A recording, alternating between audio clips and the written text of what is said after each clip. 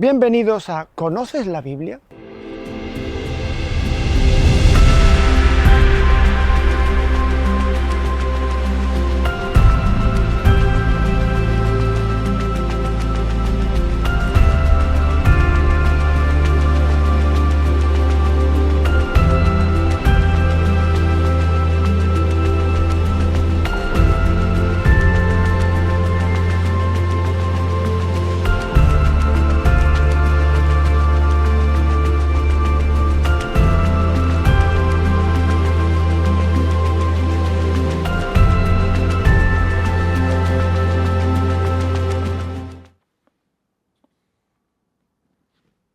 Hola a todos. Me encontráis en un lugar habitual para mí, una de las aulas de nuestra Facultad de Teología, y por supuesto con la Sagrada Escritura en la mano, que al fin y al cabo es el pan nuestro de cada día. Hoy os traigo un profeta. Obviamente los grandes profetas, Isaías, Jeremías y Ezequiel, que también iremos viendo de ellos. Hemos visto algo ya, pero seguiremos viéndolo y desgranando. Sus oráculos no se pueden digerir de una sentada. Pero el profeta que yo les traigo sí, porque es un libro muy pequeñito, uno de los más pequeñitos del Antiguo Testamento. Se trata del profeta Jonás. Es un librito de 3 capítulos que además son breves y que con un poquito de tiempo pueden leer y meditar. Como siempre, hacemos una introducción al profeta, a su contexto histórico y a sus circunstancias. Vamos a hablar primero de la redacción del libro, su fecha posible. Recordad que yo nunca entro en debates sobre la redacción de los libros, porque de suyo, eso siempre es una discusión continua entre los especialistas. Es casi imposible afinar una fecha exacta para cada libro de la Biblia. Siempre nos movemos en horquillas de tiempo y yo procuro que sean generosas para que los espectadores no entren en una maraña de argumentación que solo corresponde a especialistas. Vamos a decir que el libro de Jonás se redacta después del destierro de Babilonia, o sea, lo que llamamos los biblistas el periodo persa. Lo llamamos así porque el imperio persa, que fue el que acabó con el babilonio, gobernaba toda la zona y Judá era una provincia de Persia, la provincia de Yehud. Esa etapa que coincide con el edicto de Ciro y el regreso de los israelitas, de los judíos, a su tierra para reconstruir el santuario, va a ser una etapa muy amplia, por cierto, hasta la llegada de Alejandro Magno, va a ser aquella en la que va a ver la luz nuestra obra de Jonás. Y tiene mucha relación con el destierro y la vuelta. ¿Por qué? Dado que esa experiencia traumática marcó a los judíos, ellos reconsideraron su forma de relacionarse con Dios, su vida religiosa y su teología. Y decían, bueno, pues si hemos sufrido esta gran tragedia de tener que perder nuestro templo, nuestro rey, nuestra tierra, ¿por qué ha ocurrido? Porque hemos sido infieles a Yahvé. Tenemos que procurar, como sea, ser fieles para no merecer castigo por parte de Dios y no perder su protección. Si abandonamos a Dios, no tendremos su protección y volveremos a caer otra vez en esas trágicas circunstancias. Así que deciden poner todo de su parte. Y entre esas cosas está una muy importante. Ellos pensaban que en buena parte habían caído en la infidelidad y la idolatría porque habían estado en contacto con extranjeros que les habían arrastrado al culto a sus dioses. Así que el cerco en torno al de fuera, al que tiene otra religión, va a ser muy fuerte en el periodo posterior al destierro, en lo que llamamos el periodo post-exílico. Prácticamente una buena parte de los líderes religiosos de Israel, del Judá de la época, se van a alinear en esa postura. No nos mezclemos con gentiles porque seremos arrastrados a sus cultos idolátricos y pecaremos de nuevo. Como digo, esa fue una opinión mayoritaria, pero aparecen algunas obritas que reaccionan contra esa postura. Jonás es una de ellas. El libro de Ruth, del que un día hablaremos, una hermosa obrita también, lo será del mismo modo. Y también partes de algunos libros, como parte del libro de Josué, especialmente el relato de Rahab o el de los Gabonitas, de los que también hablaremos algún día. Es decir, que hay en el espectro del pensamiento teológico judío autores, incluso autores sagrados, como el del libro de Jonás, que no se alinean con esa postura y dicen, bueno, el que es idólatra no merece solamente que le hagamos el vacío y le despreciemos, sino que se le puede dar en nombre de Dios una oportunidad. Y en ese contexto es donde se enmarca el libro de Jonás. Jonás es un profeta típico porque es el profeta que no quería ser profeta. La figura de Jonás ha sido tomada del segundo libro de los Reyes, capítulo 14, versículo 25, Jonás, hijo de Amitai. Y se ha modelado una historia de este profeta en la que él recibe una encomienda divina, como todos los profetas. Todos tienen una vocación, que es la llamada que Dios les hace para cumplir su misión y desarrollar su ministerio. El texto comienza con un relato de vocación muy similar a algunos otros profetas. La palabra de Yahvé fue dirigida a Jonás, hijo de Amitai. Es decir, el Señor se dirige al profeta, le comunica su palabra en la que se contiene su voluntad. Levántate, vete a Nínive, la gran ciudad, y clama contra ella, pues su maldad ha subido hasta mi presencia. También son frases muy típicas del lenguaje veterotestamentario. ¿Por qué Nínive? Podían haberse referido a Babilonia, que es la que tenían más reciente, que al fin y al cabo es la que los desterró y los llevó cautivos. Pero claro, por eso mismo no se refieren a Babilonia. Están todavía muy dolidos con el tema y Babilonia también acaba de caer por su carácter impío en manos de los persas. Por tanto, Babilonia no va a figurar aquí en el relato. Figurará una ciudad emblemática, Nínive, la capital ya del extinto imperio asirio, que fue el responsable también del destierro de los israelitas, es decir, los que vivían en el reino del norte, en el reino de Israel, que se separó de Judá a la muerte del rey Salomón. Esta gente en el 722 son desterrados por los reyes asirios, Sargón II, a algunas provincias de su imperio y sustituida su población por gentes de otros lugares. Bueno, pues Nínive, la gran capital del imperio asirio, será la protagonista de este relato. Es una ciudad emblemática porque era enorme. El relato dice que hacían falta 3 días para atravesarla.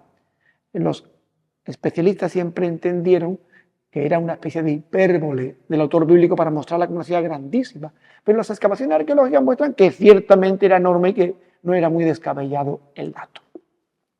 Bien, digo enorme, obviamente no en población, sino en extensión urbana, entiendan ustedes, debe tener varios millones de habitantes, en la antigüedad eso era imposible. Bien, pues aparece el emblema de Nínive y la maldad que suba a la presencia es también otro elemento tópico en la literatura veterotestamentaria. Sodoma y Gomorra tienen una maldad cuyo clamor sube también a la presencia divina. Es algo que va colmando la infinita paciencia de Dios. Pero Dios, como la paciencia no la pierde, pues bueno, ve y predica contra ella, clama contra ella. Quiero que seas mi voz para cambiar su destino. Lo normal en cualquier vocación de profeta hubiera sido que el profeta dijera, pues nada, aquí estoy, Señor, tú me envías, o hubiera puesto una pequeña objeción.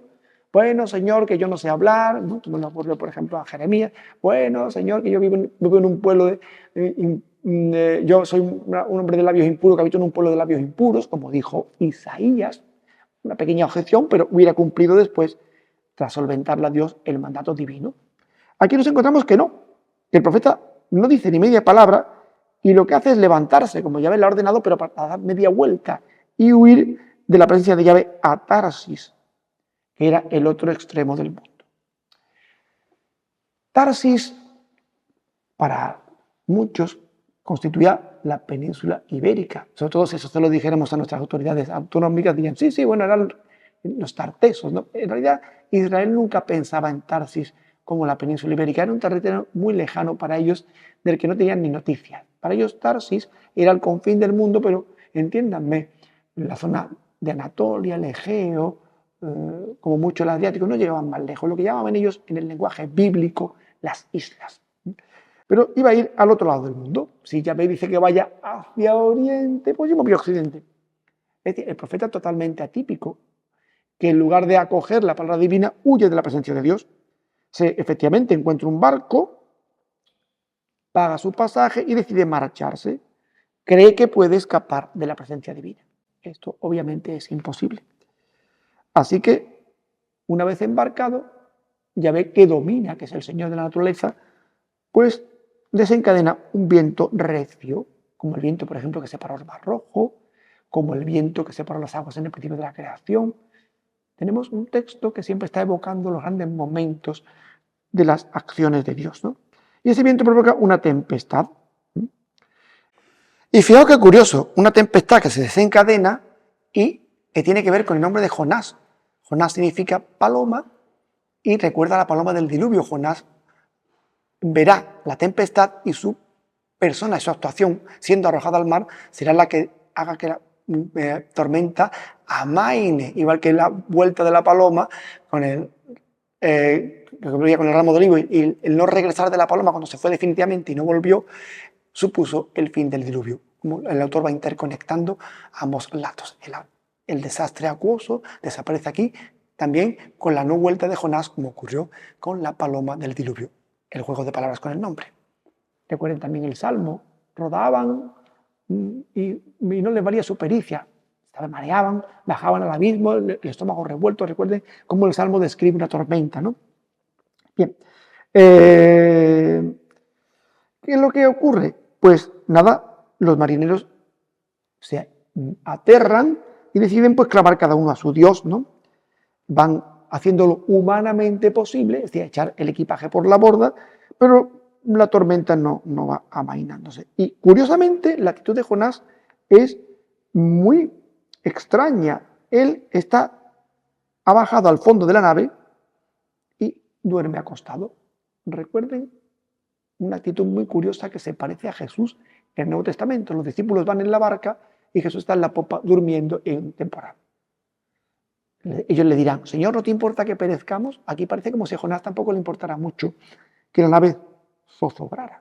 Él va durmiendo allí en las entrañas de la nave. Él no está en lo que sucede arriba, él está por debajo. Bueno, el capitán, obviamente, ¿qué haces dormido? Levántate y reza a tu Dios. Quizás se cuide Elohim de nosotros y no muramos. Aquí hay que pedirle cada uno al suyo, llorando a otros dioses, y cada uno le pedía al suyo. Bueno, y viendo que aquello no mejora, deciden hacer una cosa muy clásica en la antigüedad, echar suerte sobre los pasajeros a ver de quién es la culpa. Eso es lo que se llama una ordalía, un juicio divino. Los israelitas también echaban suertes. El sumo sacerdote tenía en el pectoral unas piedras, los tumín y los urín, que las echaba al suelo para hacer las suertes. Pero estos echan suerte a ver quién es el culpable de aquella tragedia. Y bueno, obviamente la suerte le toca a Jonás, porque se entiende que están consultando el oráculo divino. Le pregunta, bueno, ¿y qué es lo que has hecho tú? ¿De dónde eres? ¿A qué te dedicas para que realmente nos esté pasando esto? Soy hebreo y venero a Yahvé, Dios de los cielos, que hizo el mar y la tierra firme. El mar sobre el que ellos están ahora mismo y está agitado. Aquellos hombres entonces concibieron gran temor y dijeron, ¿qué has hecho? ¿No? ¿Qué has hecho? Pues ellos habían sabido que huía de la presencia de Yahvé. Es decir, hay una intuición de que algo no va bien entre Yahvé y Jonás. ¿Qué tenemos que hacer contigo? Le dicen, para que el mar se nos aplaque. Bueno, pues el mar iba agitándose cada vez más. Y Jonás coge la calle de en medio y dice, cogedme y arrojadme al mar, y este se aplacará de encima de vosotros. Pues sé yo que yo soy el culpable, que por mi causa os ha sobrevenido esta borrasca. Bien, los hombres que no quieren cargar con la sangre de un inocente reman tratando de volver a tierra, pero es imposible. Entonces claman a Yahvé y le dicen, oh Yahvé, no nos hagas perecer por la vida de este hombre. Ellos no quieren derramar sangre inocente. ni nos imputes sangre inocente, pues tú, Yahvé, has obrado como has querido. Es decir, es voluntad tuya que este hombre acabe en el mar. No nos culpes de su muerte. Ellos pretenden excusarse para no aparecer como que derraman sangre inocente. Tú has decidido que esto ocurra así, tú has decidido en quién cae la suerte y nosotros estamos ejecutando algo que creemos que es tu voluntad. No nos lo imputes. Cogen a Jonás y lo arrojan y el mar se calma. Cuando Jesús se levanta, el mar se calma. Bueno, entonces temen a Yahvé y le ofrecen un sacrificio. Jonás, que no quiere ser profeta, al final lo está haciendo, quiera o no. De momento ha conseguido la conversión de los marineros, que ofrecen a Yahvé un sacrificio. ¿Y qué va a hacer del pobre Jonás que ha caído en el agua? Hombre al agua, ¿no? Pues Jonás, Dios ya tiene preparado para él un gran pez. Es lo que dicen la ballena de Jonás. Obviamente el texto bíblico no dice ballena, no son tan específicos. Dice, usa la palabra hebrea para pez, ¿vale? Un pez suficientemente grande para tragárselo. Y va a estar 3 días y 3 noches en el vientre del pez. El 3 es el número de cumplimiento. El tiempo que tarda en cumplirse el designio divino. 3 días y 3 noches, como si estuviera en el inframundo, en el Sheol. Una palabra que usan los judíos para mostrar una especie de lugar espectral en el que el que no adora a Yahvé vive, donde no viven las almas, los espectros que no ven al Señor. Desde allí, Jonás decide orar. Cuenta y ora un famoso salmo. Clamé en mi angustia y Yahvé me atendió. Del vientre del Seol pedí socorro y escuchaste mi voz. Me arrojaste en el abismo, en el corazón de los mares, y la corriente me rodeó. Todo tu oleaje y tus olas sobre mí pasaron. Es un salmo muy conocido, ¿no? Que se reza en el oficio divino. Y bueno, pues aquí Jonás ora pidiendo la ayuda divina y finalmente el pez vomita en tierra a Jonás para que cumpla su misión. Cuando está en tierra, vuelta a empezar, Yahvé le dirige la palabra por segunda vez, levántate, vete a la gran ciudad Nínive y pregona allí el mensaje que te indicaré. Y ya Jonás, después de la prueba, está dispuesto a cumplir la voluntad divina. Y lo hace. Aquí donde viene la cita está de que hacían falta 3 días. Y los 3 días se los pega Jonás también predicando. Pero no se los pega, sino que el primer día comienza a predicar diciendo, dentro de 40 días Nínive será destruida. El plazo de 40, también un número evocador, un múltiplo de los años que Israel estuvo en el desierto como penitencia, es el periodo penitencial necesario. 40 días serán también los que Jesús estará en el desierto. Bien. ¿Y qué es lo que ocurre? Pues, contra todo pronóstico, los ninivitas también creen en Dios. O sea que Jonás le va bastante bien como profeta. Para no querer serlo, es eficaz su proclamación de la palabra de Dios. ¿Qué es lo que hacen? Proclaman un ayuno, se visten de saco, desde el mayor hasta el más pequeño. Es decir, es el gesto penitencial de arrepentimiento. Recuerden que el saco y el ayuno eran signos de luto originalmente e indican la penitencia. Están tristes. ¿Por qué luto? Porque han defraudado a Dios y eso les provoca tristeza. El que peca, si no tiene tristeza por haber defraudado a Dios, por haber roto esa relación de amistad, pues no se nota que ha pecado. Bueno, y el rey de Nínive también se levanta del trono, se quita el manto, se cubre de saco y se sienta en tierra. Y después manda decir un pregón. Los hombres y las bestias y el ganado mayor y menor no probarán nada, no pastarán ni beberán agua. Es curioso, el ayuno alcanza hasta los animales, el ganado, los hombres y los que los sirven, ¿no? Todos se tienen que cubrir de saco. Es una penitencia rigurosa para todos los que componen la población de Nínive, incluidos aquellos seres animales de los que se sirven los ninivitas para vivir y para acompañarse. Bueno, y dice el rey, clamen a Elohim con fuerza y conviértase cada uno de su mal camino y de la injusticia que hay en sus manos. ¿Quién sabe si Dios se volverá y arrepentirá y apartará el ardor de su cólera y no pereceremos? Es decir, la conversión está transida de esperanza.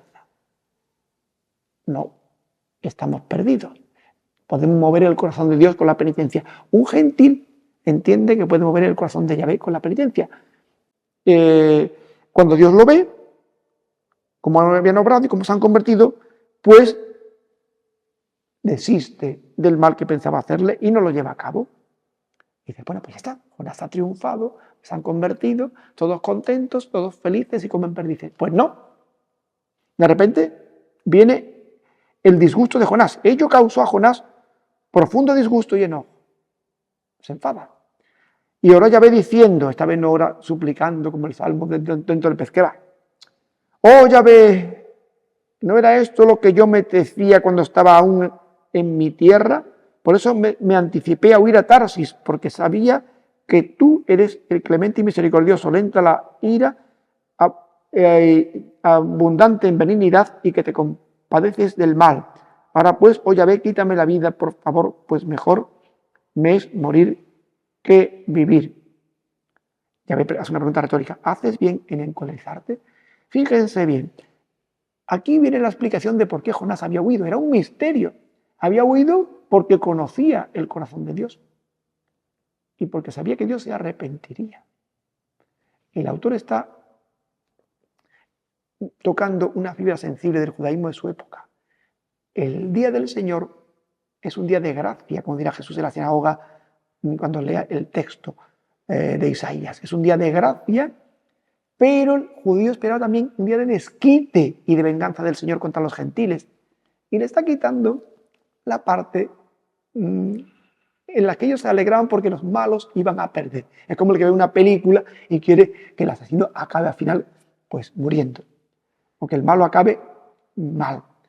Pues este se enfada porque ellos esperaban también el día del desquite del Señor. Así que no está de acuerdo con que el corazón de Yahvé sea tan blando. Él espera mejor en la justicia distributiva. Pero además hay otra cosa que le duele más. Los pueblos extranjeros se convierten e Israel sigue con un corazón duro y no acaba de convertirse. La conversión del extranjero supone la vergüenza de Israel que no lo logra del todo. Por eso a él le afrenta todo esto. Pero la pregunta de Yahvé es la misma que es parecida a la de Caín. Hace bien en encolerizarte.